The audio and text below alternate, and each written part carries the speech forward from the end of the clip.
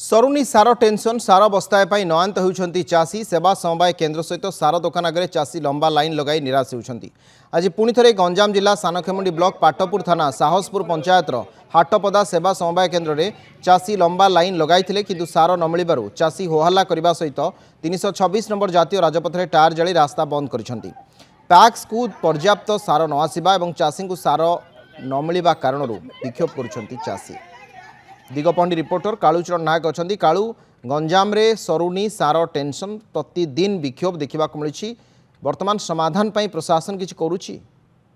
देखो अविनाश दीर्घ 2 मास धरी जो देखा गंजाम जिलार तथा नुह सारा राज्य रे सारर समस्या बढ़ी चाषी मैंने जिते निजर चाष क्षेत्र को जो आवश्यकता रही सार तो सार जो समस्या लगी रही जो सेवा समवाय केन्द्र कथा कहतु कि फर्टिलाइजर दुकान कथा कहतु कौटी पर्याप्त परिमाणर सार मिल पार ना जो आसुची सार सेठा जो सरकारी भाव बिक्री जो आसूची जो आवश्यकता रही गोटे पंचायत 2टा पंचायत को लेकिन गोटे सेवा समवाय समिति गठन होता बेले 400 पकेट आसता बेले 2000-3000 चाषी लंबा लाइन रोचंती राति निद्रा रोचंती डह डह खरा कथा कहतु राति अनिद्रा रही सार हंतसंत होती सबुठी सार को जो नियंट रही सार समस्या रही से तेणु चाषी मैंने रागी जाकि जो निजर चाष जमी को सार आवश्यकता रही तेणु से रागिकी रास्ता रोक कर टायर जालुंट विक्षोभ प्रदर्शन कर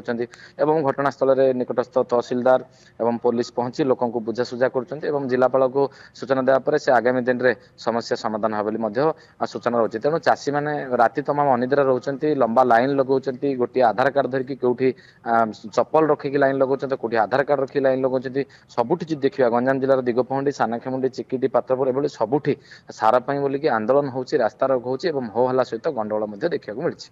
अविनाश ठीक अच्छे अनेक अनेक धन्यवाद। कालूचरण नायक थे आम दिगपहंडी रिपोर्टर अधिक आलोचना प्रसंग में करुले। आसीगला पूजा ऑफर राज इलेक्ट्रॉनिक्स रे सबठु कम दाम रे पांतु आपनकर favourite electronics up to 47% discount सहित कैशबैक पांतु up to 20,000 rupees. Buy one get 3 offer free. TNC apply.